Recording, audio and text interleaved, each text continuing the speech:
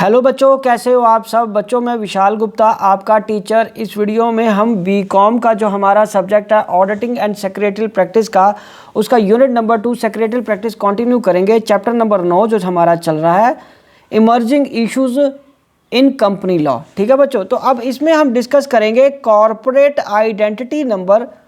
सबसे पहले तो CIN। So when A company get registered, जब एक कंपनी इंडिया में रजिस्टर्ड होती है, B it an Indian company, जहाँ तो इंडियन कंपनी हो, चाहे पब्लिक लिमिटेड है या लिस्टेड है या अनलिस्टेड है। लिस्टेड का मतलब जो स्टॉक एक्सचेंज में लिस्टेड है या नहीं स्टॉक एक्सचेंज में लिस्टेड, या प्राइवेट कंपनी है, और या कोई भी फॉरेन कंपनी भी है, having place of business in India, it is allotted with a unique 21 digit identification number known as corporate identity number, in short CIN, और उसको हम क्या बोलेंगे CIN। ठीक है जी। और एग्जांपल्स क्या है CIN of Reliance industries limited की। फॉर एग्जांपल इसकी एग्जांपल दी है मैंने, ये 21 डिजिट नंबर होता है। जैसे ये रिलायंस इंडस्ट्रीज लिमिटेड का नंबर है L1110 MH1973 PLC019786, इतना लंबा नंबर होता है। और ये CIN है टाटा का इंडस्ट्रीज़ का, ये U से स्टार्ट है और ये सारा नंबर है 21 डिजिट्स का। तो अब हम आगे बढ़ते हैं कि 21 डिजिट्स में होता क्या है। पहली डिजिट है ईदर L और U, where L is for listed companies and U is for unlisted companies. ठीक है बच्चों, चलो अब हम आगे बढ़ते हैं। नेक्स्ट 5 डिजिट्स बच्चों, next 5 digits is the identity code, industry code of the company. In India it is known as the national industrial classification 2004 के हिसाब से NIC 2004। ठीक है जी। और नेक्स्ट 2 डिजिट्स हैं, this digit is for state code for the company, the state wherein registered office is situated. ठीक है, तो L के बाद जो पहले 4 हैं वो क्लासिफिकेशन के नंबर आ जाएंगे, और ये MH है तो अंडरस्टूड यहाँ से पता चल रहा है कि ये क्या है महाराष्ट्र। यहाँ भी क्या है महाराष्ट्र, MH क्या हो गया महाराष्ट्र। ओके बच्चों, चलो अब हम आगे बढ़ते हैं। Next 4 digit is for incorporation year, किस साल ये इनकॉर्पोरेशन हुई है कंपनी। चलिए तो अब देखते हैं, इधर रिलायंस के केस में 1973 और टाटा के केस में 1945। ठीक है बच्चों। So next 3 digits for PLC public limited company है या प्राइवेट लिमिटेड कंपनी है। ठीक है, तो ये इसलिए इसका नाम आ जाएगा ये। And in case of it's a private limited company which is subsidiary of a foreign company, तो उसमें FTC आ जाएगा साथ में। और लास्ट डिजिट 6 डिजिट्स क्या बताते हैं, it stands for ROC, registrar of companies registration number. Likewise foreign companies India आज are allotted with the global location number GLN and LLP is allotted LLPIN। ठीक है बच्चों, चलो अब हम आगे बढ़ते हैं इसके नेक्स्ट पे, steps for implementation of CIN। ठीक है, step number 1। So first place of CIN represents the listing status of a company. और स्टेप नंबर 2 क्या है, the next 5 places represents the economic activity of a company according to the NIC 98 national industrial classification है। और step number 3 क्या है, next 2 place किसको दिए जाएंगे, स्टेट को जिसमें कंपनी रजिस्टर्ड हुई है।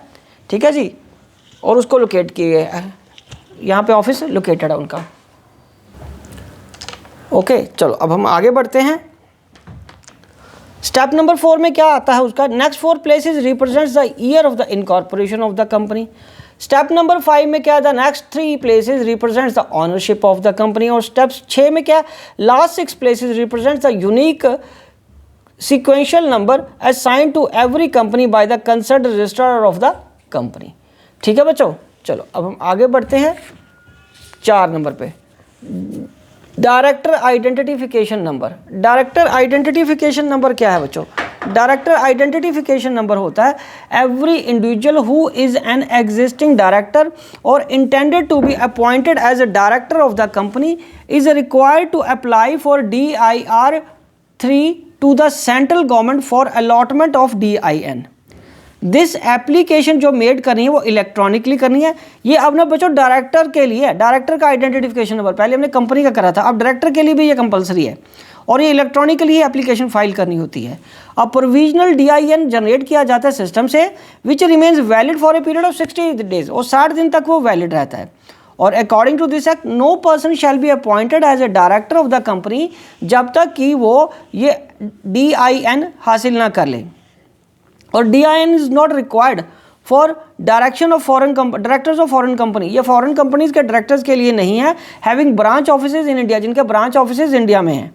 और फीचर्स क्या है DIN के, एवरी पर्सन और individual desirous of being appointed as director, जो डायरेक्टर बनना चाहता है ऑफ ए कंपनी, और टू अप्लाई फॉर DIN और should have DIN obtained before hand. और the application for allotment of DIN is to be duly supported with the proof of resident and identity proof होना चाहिए applicant का, duly attested photocopies of any of the following, PAN card, driving licence, passport, bank statement etcetera, इनमें से कोई एक होना चाहिए। ठीक है बेटा, चलो अब हम आगे बढ़ते हैं। फिफ्थ में DIN is essential for e filing of forms. ठीक है, a registration from the post of directors of a company, one company doesn't affect the validity of DIN और its discretionary powers.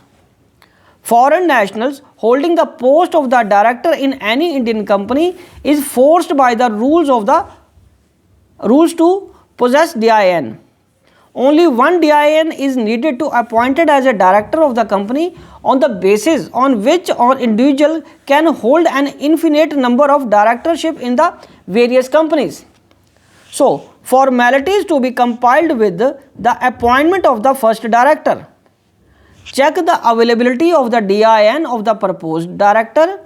Observe the filing of DIR 8 in case of first director along with the consent to act as director of the company.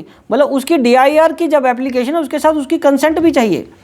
Information regarding the director's interest in other companies. दूसरी company में उसका क्या interest है, क्या firm है और उसका नाम या उसके क्या कितने रिलेटिव हैं इस फर्म में। और particulars regarding the directors must be entered with the respect to which each director is registered with the register of the directors में उनका नाम होना चाहिए। ओके जी, चलो अब हम आगे बढ़ते हैं। Particulars of the directors shareholding shall be entered in the register of directors shareholdings. Okay जी, एनी अदर एग्रीमेंट जो भी है विच द कंपनी में propose to enter into with any individual for appointment as its MD or whole-time director or manager will be filed with the registrar. Step-by-step process to obtain DIN. So, E-form DIR 3 has to follow the offline e-filling process. और step 2 क्या बेटा, attach the photograph and scanned copy of the supporting documents, proof of identity. Verification by the applicants for applying for allotment of DIN shall also be attached. Number 4 point क्या है इसका बच्चों, जो ई form है shall have to be digitally signed and shall be uploaded on MCA 21 portal. और 5वां point है upon upload पे द फीस, और DIR की जो फीस है वो पे करनी है। Okay, the applicant is required to get himself registered on the MCA 21 portal to obtain login ID, फिर उसको login ID मिल जाएगा। after DIN will be approved by the system immediately online। ठीक है बच्चों, चलो अब हम आगे बढ़ते हैं। ठीक है जी, तो ये तो सारा फिर हो गया इसका मतलब। चलिए ये इसी के साथ ये यहाँ पे ये कंप्लीट हो जाता है जितने भी इसके स्टेप्स हैं। तो ये टॉपिक हम यहाँ तक ही करते हैं, बाकी अगला टॉपिक नेक्स्ट वीडियो में करेंगे। तब तक आप मेरे चैनल को सब्सक्राइब करके वीडियोस देख के अपना कोर्स कंप्लीट करते रहिए। Wishing you good luck. और ये लास्ट चैप्टर छोड़ के मत जाना बच्चों, ठीक है जी, क्योंकि पेपर में भी क्या करते हैं बच्चे, ये चैप्टर को छोड़ देते हैं और फिर बाद में उनको दिक्कत आती है क्वेश्चन इन्हीं में से ना आए हों। ठीक है जी, ओके जी, डन।